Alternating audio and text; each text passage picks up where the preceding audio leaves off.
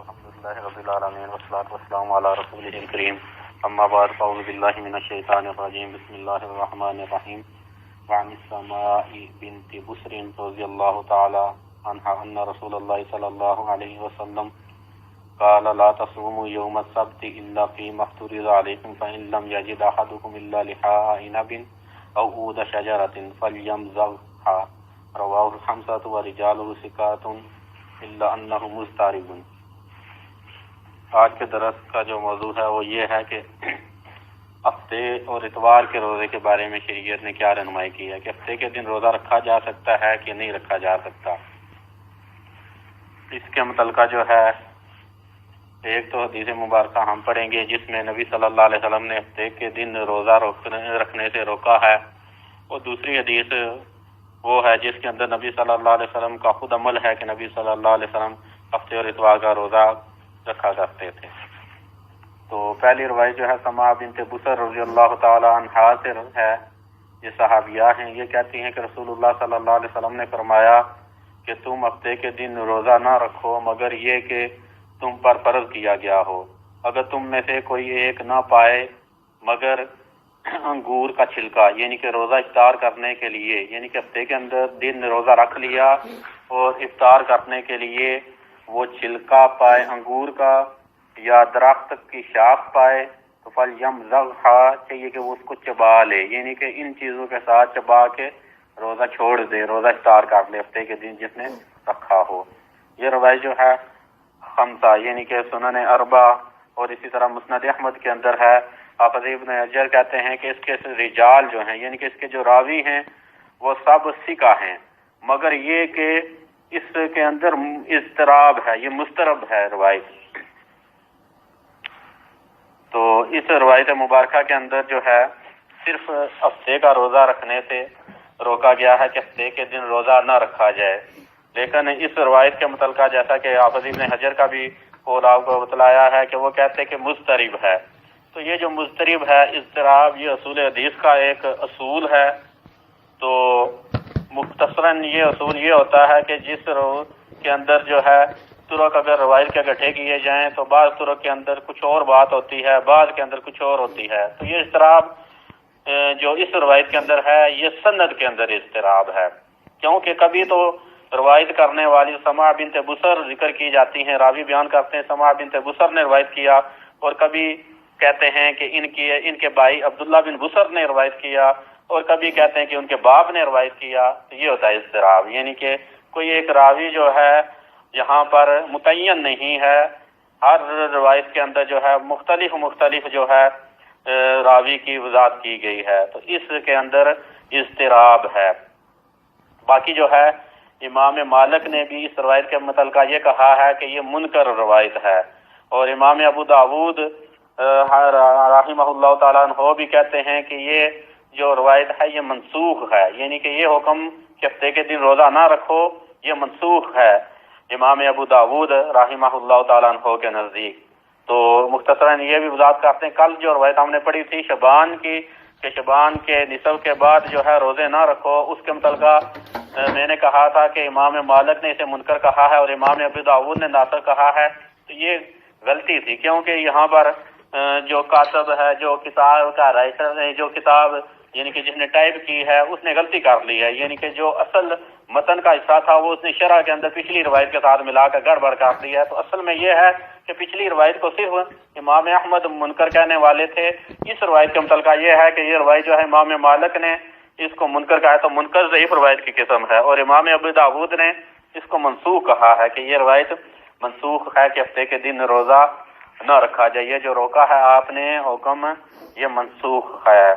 باقی اگلی روایت جو ہے سیدنا ام سلمہ رضی اللہ تعالی عنہا سے روایت کہتی ہیں کہ رسول اللہ صلی اللہ علیہ وسلم اکثر جس دن کا روزہ رکھتے تھے وہ ہفتہ اور اتوار کا دن ہوتا تھا، اور آپ صلی اللہ علیہ وسلم کہا کرتے تھے کہ یہ دو دن جو ہیں ہفتہ اور اتوار یہ مشرکوں کی عید کے دن ہیں، اور میں یہ چاہتا ہوں کہ میں ان کی مخالفت کروں۔ یہ روایت جو ہے سنن کبریٰ نسائی کے اندر ہے، اور امام ابن خزیمہ نے اسے صحیح قرار دیا ہے، اور حافظ ابن حجر کہتے ہیں کہ یہ الفاظ جو ہیں یہ امام ابن خزیمہ کی جو صحیح ابن خزیمہ ہے وہاں سے لیے گئے ہیں۔ تو اس روایت کے اندر جو ہے یہ ہے کہ اللہ کے نبی صلی اللہ علیہ وسلم کا عمل ہے کہ اللہ کے نبی صلی اللہ علیہ وسلم روزہ رکھا کرتے تھے ہفتہ اور اتوار کا. لیکن یہ روایت جو ہے امام ابن خزیمہ نے تو صحیح قرار دیا ہے، بعض ائمہ اس کے اوپر بھی کلام کرتے ہیں، امام ابن قطان وغیرہ جو ہیں اور باقی ائمہ اس کو ضعیف بھی قرار دیتے ہیں. یعنی کہ اس مسئلہ کے اندر دونوں جو روایات ہیں، جو روکنے والی اور جو نبی صلی اللہ علیہ وسلم کا عمل بیان کیا جاتا ہے، وہ صحیح محکم دونوں کو ہی نہیں ثابت بلکہ دونوں کے اندر کلام کیا گیا ہے. تو صحیح چیز یہی ہے کہ ہفتے اور اتوار کے دن روزہ رکھا جا سکتا ہے، شریعت نے روکا نہیں ہے. ہفتہ اور اتوار کا دن روزہ رکھا جا سکتا ہے. اگر اس روایت کو لیں کہ یہ مشرکین کی عید کا دن ہے تو ان کی مخالفت کی جائے کہ عید والے دن روزہ نہیں ہوتا تو تم ان کی عید کے دن روزہ رکھو، تو لہذا یہ زیادہ راجح معلوم ہوتا ہے کہ ہفتہ اور اتوار کے دن روزہ رکھا جا سکتا ہے. اصل میں یہ جو یہود و نصارہ جو ہیں یہ ان دو دنوں کو عید مناتے ہیں. عیسائیوں کو ہفتے کا دن دیا گیا، یہودیوں کو اتوار کا دن دیا گیا. عیسائی ہفتے کے دن دیا گیا ان کو اور ان یہودیوں کو اتوار کا. اور مسلمانوں کو اللہ رب العزت نے جمعے کا دن عطا کیا ہے، اور جمعے کا دن اللہ رب العزت نے مسلمانوں کے لیے ایک فضیلت والا اور عید والا دن رکھا ہے. تو یہ جو اللہ رب العزت نے زمین اور آسمان کی پیدائش کی ہے یہ 6 دنوں میں کی ہے. تو ابتدا جو کی تھی وہ اتوار سے کی تھی اور انتہا جو ہے جمعے کو ہوئی. تو یہودی یہ کہتے ہیں کہ اللہ رب العزت جو ہے ہفتے والے دن جو ہے راحت کرتا ہے. نعوذ باللہ، اللہ تھک گیا تو اللہ نے سکون کیا، راحت کیا. تو یہ ان کی اپنی من گھڑت بات ہے. حالانکہ اللہ رب العزت یہی کہتے ہیں کہ ہم نے آسمان اور زمین کو پیدا کیا اور فرمایا کہ اس کا پیدا کرنے کا دورانیہ جو تھا یہ 6 دن ہے اور ہمیں تھکاوٹ نے بھی نہیں چھوا. وما مسنا من لغوب، تھکاوٹ نے بھی ہمیں چھوا نہیں ہے. تو یہ ان کی من گھڑت بات ہے. اسی طرح جو عیسائی ہیں وہ بھی انہی نظریات کے ساتھ جو ہے عید مناتے ہیں. تو ان کی مخالفت ہونی چاہیے. ہفتے اور عید کے دن مسلمان جو ہے ہر قسم کی مخالفت ہو. یعنی کہ عید کے دن روزہ نہیں ہوتا تو ان کے عید کے دن روزہ ہو، روزہ رکھا جائے، ان کی مخالفت کی جائے. عادات کے اندر بھی ان کی مخالفت کی جائے اور عبادات کے اندر بھی یہودیوں اور عیسائیوں کی مخالفت کی جائے اور یہودیوں اور عیسائیوں کی عید کے اندر شامل نہ ہوا جائے، ان کی مبارکباتیں نہ دی جائیں، ان کی طرف سے عید کے دن جو تحفے دیے جائیں، یعنی کہ کرسمس وغیرہ کے اوپر بھی جو تحفے دیے جاتے ہیں وہ نہ دیے جائیں، انہیں نہ ان سے لیے جائیں.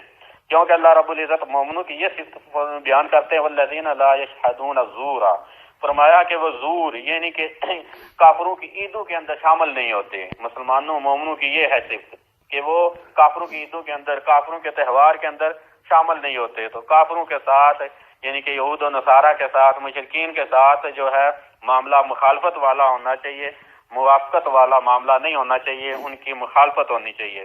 تو ہمارے موضوع کے متعلقہ جو روایات تھیں وہ 2 تھیں. تو ہفتے اور اتوار کے دن روزہ رکھا جا سکتا ہے، کوئی حرج کی بات نہیں. ہفتے کو رکھ لیا جائے، اتوار کو رکھ لیا جائے.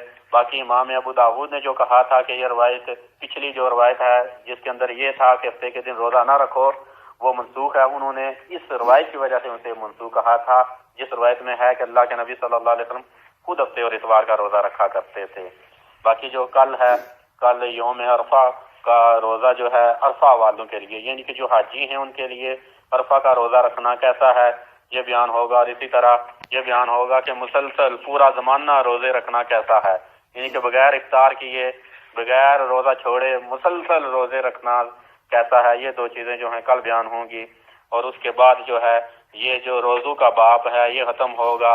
اس کے بعد اعتکاف کا باب جو ہے وہ شروع ہوگا. اللہ رب العزت سے دعا ہے کہ اللہ رب العزت ہمیں صحیح معنی میں قرآن و حدیث کو سیکھ کر اس کے اوپر عمل کرنے کی توفیق عطا فرمائے.